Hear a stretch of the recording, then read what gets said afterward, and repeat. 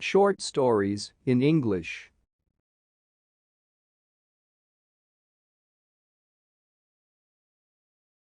Confucius was born around 551 BC in Zhou times.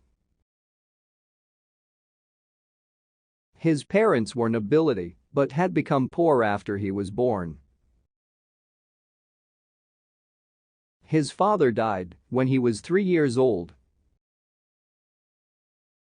When he was about 15 years old, he became quite interested in learning. In those days, only the nobility and royals were allowed education. All the teachers were government officials. It was hard for him to find a way to learn. To solve this, he went to work for a nobleman. This gave him the opportunity to travel to the imperial capital. Confucius studied and learned until he probably was the most learned man of his day.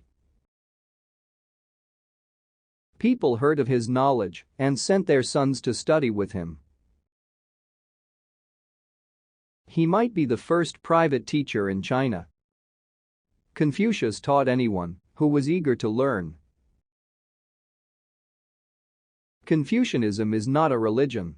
It's a way of behaving.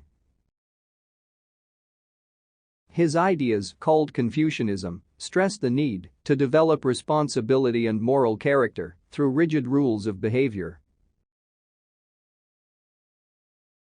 Here is one of his famous sayings.